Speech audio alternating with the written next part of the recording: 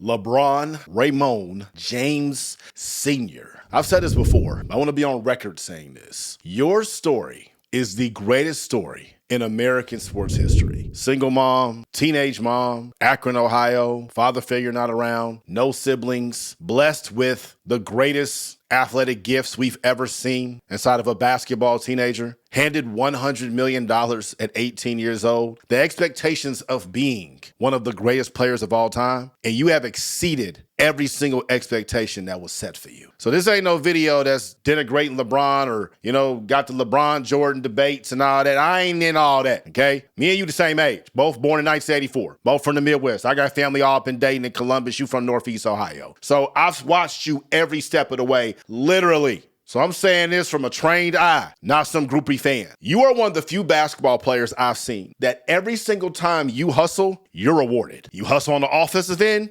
you get rewarded. You hustle on the defensive end, you get rewarded. And that has been a separator for you in those big moments throughout your NBA career. Nearly every single one of your championships, there was a time where you had to have the big moment and you hustled your way into it and you executed. But it's been a while since the bubble. You ain't won one. And from all the reports that are out there between you and Richie P, you want to win championship number 5. That'll tie you with Bean. That'll tie you with Timmy. I really think you're trying to get to championship number 6, because we all know who that will tie you with. But to do that, you got to hustle. And I'll be quite honest, man. When I watched you on TV and when I broke down your tape for this video, your effort is horrible. I don't know if it's an age thing, I don't know if it's a fatigue thing, but it's wearing off on everyone who you play with. These are young dudes that ain't won nothing before. So when they see in their eyes the greatest player to ever play, whose poster was on their wall, whose jersey they had, whose Space Jam they grew up on, classic, whose shoes they wore, he ain't put in the effort, then why should I? And I ain't somebody that's just yapping. We got tape to back this up. So in this video, I'm going to break down a lot of things that you can do that are very fixable in these effort plays that will put y'all in a position where you can win championship number 5. But before I do that, I need y'all to click like. I need y'all to click subscribe. I need y'all to click share. I need y'all to write in the comments what NBA superstar you would like me to break down next. And most importantly, I need y'all to watch this video all the way to the end. My ducks, my swans, welcome to the pond. Like I said before, you're one of those players that every time you hustle, it leads to a positive play for your team. This is what I've been seeing with you ever since 2002, the first time I've seen you play. My question to you is, why isn't this effort consistently given? The knockaway, James motoring to the cup. We're going to start with some of your positive hustle plays so you can get a better idea of what I'm talking about. Here you are losing the ball versus Shea, and I want you to pay attention to your stance. You're in a sprinter stance. You're down, your back is parallel to the sideline, your arms are pumping. We know that the freight train is coming. And you know who else knows? Jalen Williams knows. Look at his face. You know what he's thinking right now? Iguodala to Curry, back to Iguodala, up for the layup. Oh, blocked by James. This is the brand you have established, the fear you put in these young men now. You don't even have to get the block to make them miss. At this point, it's fair to say that God has blessed you with a lot of gifts in basketball. The ball always seems to find you offensively and defensively. So when someone turns the ball over, it ends up in your hands in a positive hustle situation. And when you turn the ball over, it usually leads to points. You need to have this effort all the time. And a track down block by LeBron. Here you are combining defensive and offensive hustle in one play. Here you are, you crowd Julian Strawther on his drive, which makes him to pick the ball up. You have left Russell Westbrook open on that wing. So you, using the basketball IQ you have, you predict where the next pass is going and you predict perfectly. Leads to an easy 2 points. Goes LBJ. Here you are playing great cover 2 defense. We're going to get into your cover 2 defense a little bit later on. But this time versus San Antonio Spurs did a really good job. You're right there containing Wemby while making sure your shooter doesn't have the opportunity to get a clean catch or a clean shot off. Because you're right behind Wemby, it leads to an awkward catch for him, which causes him to lose the ball. You get it and you pitch it ahead to Austin Reeves. Young players, this is why you pitch the ball ahead. It flattens the defense and it forces the defense to all stare at the ball.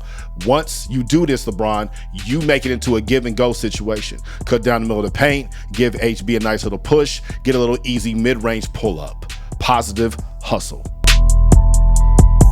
Even at the age you're at, we're the same age. You don't have the same athleticism that you once did, but it doesn't matter because you have put so much fear in these kids' hearts. They have watched you so much growing up. They automatically expect you to get the chase down block. You always can go to the other end and finish over anybody.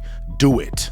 When I was breaking down the tape, I was looking at your negative hustle plays and I was looking at the cause and effect. What makes you hustle in a negative way is usually your reads, like right here. Jackson Hayes sets a great screen. The big is in drop. You got to pull up.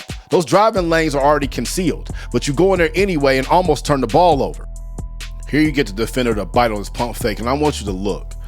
There isn't great spacing between the defense and your offensive players. Nobody's open. They're all in the paint. You need to pull up for a jump shot right here. You take one more dribble, and before you can even survey the floor, you're playing entirely too fast. You could have jumped on two, landed on two, crab dribble to a pull-up. But because you're on one leg, you're already committed, and you force this pass to AD.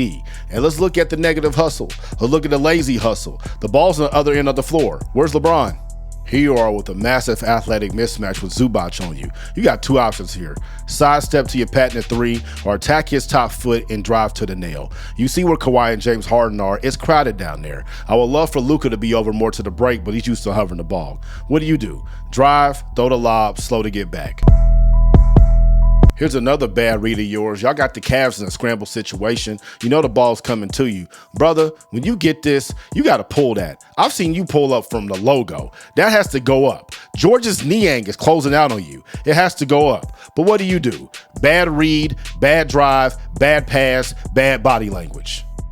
One of the worst habits you have right now is your jump pass turnovers. Now, I'm not a coach that's anti-jump pass. I think you should jump pass and put more power into it. But you can't be making your decisions in the air, which is what you do. Here you got a Spain action. Steph's calling out the cover. Zach Collins immediately retreats. You got to come downhill and pull up for that. But you know that extra screen is coming from Austin Reeves. When Austin screens, you got to rise up over Steph or shot fake and put this up. You can't drive. The defense is right there. But what do? Make your decision in the air. And like I said earlier, for some reason, with you, it seems like when LeBron turns the ball over, it usually leads to points. He's able to finish. It's almost like God made it part of your package. Crazy athleticism, 23-year career, 40,000 points, points off turnovers. Here you are getting a screen from AD. Defenders going under, big is in drop. That's a three.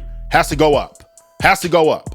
What do? You drive into the teeth of the defense. Rui is setting a great hammer screen for Gabe Vincent. Booker is pointing out because he knows that's the play you should make. But what do? You try to throw another lob. Make your decision in the air. And what does it lead to? Beal on the drive. Rolls it. Based on the amount of turnover tape I watched of you, if you cut your jump pass turnovers down, you would cut your turnovers down by at least a third. You need to be making your decisions on the ground. There's no reason for you to play fast and have to make the decision in the air. You don't need to do that anymore. Use the strength God gave you. Look at you. You're driving down. Decision needs to be made on the ground. You know you're getting resistance. Kick it out to Gabe Vincent for the open three. But no, you force it. Where are you going? And you turn the ball over. Now, this is what I don't like. Remember we talked about earlier, when you hustle, you get in a sprinter stance? Look like everybody else in their sprinter stance. What stance are you in? You standing straight up. You turn the ball over. You should be the first one trying to get back. Kevin Durant sails in. This is one of the biggest problems with y'all team, not getting back. And it starts with you. Everyone else sees you do it, so it makes them not want to do it. You have to change this if you want to win championship number 5. Here's another example of this. You turn the ball over with a weak pass. We're going to talk about those a little bit later. Look at your feet. Your legs are crossed. You have no desire of getting back. Look at where the ball is. There's an opportunity there. This is a 1-point game in the 4th quarter of the NBA Cup. He comes down and smokes the bunny. Now imagine if you got back, you would have got that rebound. But look at this. Where are you? I see 1 Laker, 2 Laker, 3 Laker, 4 Laker. You didn't even cross half court. That's unacceptable. That's bad leadership. And like I said, everybody else does it because you do it. Here's another error pass and you just walking. You don't even care. And now we're starting to see Luka do this. Luka turns the ball over right here. It's going the other way. Now look at everybody else. All y'all are in sprinter stances. And it looked like Luka's kind of in a sprinter stance, but it's really kind of mopey. You getting after it. You stop the ball in transition. Anthony Edwards goes spots up. And look at Luka. He jogs over there and stops. Imagine if he sprinted. This is the playoffs. All these things can be fixed. These are easily fixable problems, but you have to be the one to fix them. You can't depend on the coaching staff or anybody else.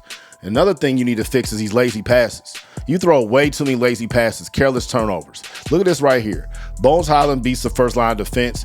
You are in a situation where you need to stunt and recover. So you need to be in the paint a little bit more. You don't do that. You play Olay defense and let him go down and get the layup. And then you get this ball and you just heave it. I don't care what the score is. I don't care what's going on.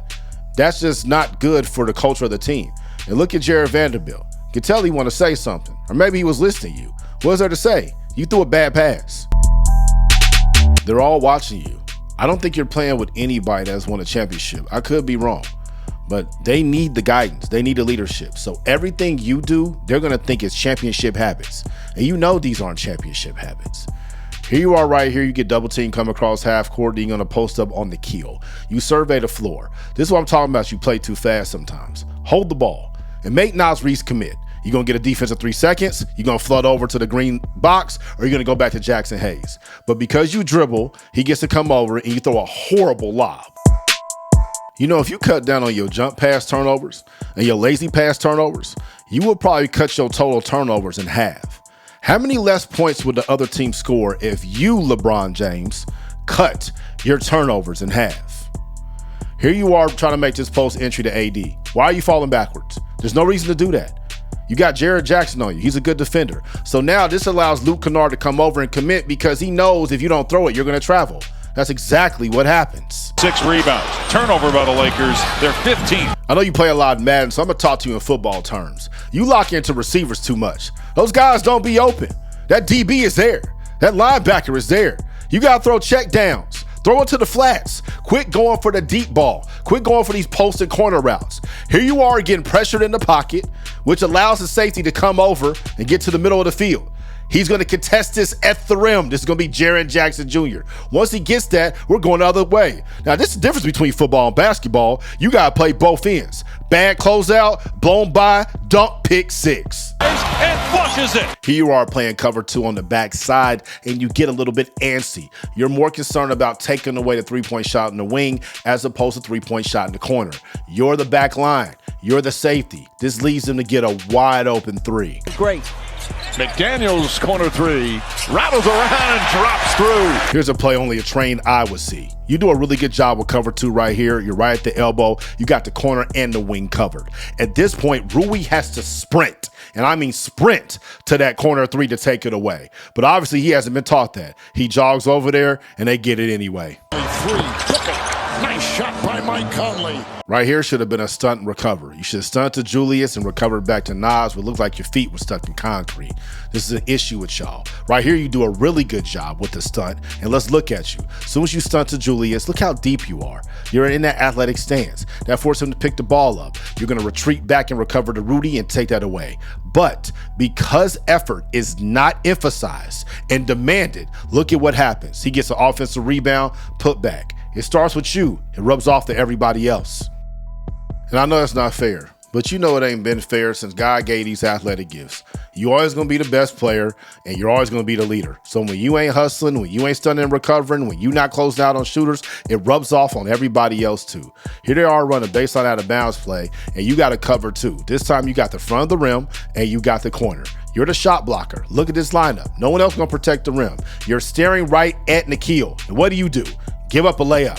Inside, Alexander Walker there again. Like I said at the beginning of this video, your best asset right now is your presence. Everyone on this floor grew up watching you, so they're still going to be a little bit jolted when they see you because they know what you're capable of. Look at Ant Edwards right now. He's coming downhill. You bring your presence over there. That causes him to twist and miss. But because Jackson Hayes doesn't hustle, it leads to an offensive rebound and a putback, which makes it look like you did something wrong. The hustle isn't being demanded by the Lakers because you haven't demanded the hustle out of yourself. We don't need LeBron that was out here smacking everything. We need LeBron that was hungry for a championship like he was when he went to Miami. You're the Dwayne Wade situation. You got to teach these dudes how to win. We need LeBron who wanted to win for the city of Cleveland in 2016. So if you want to have a ring for every finger, your effort has to change. I'm out the pond. Y'all stay true.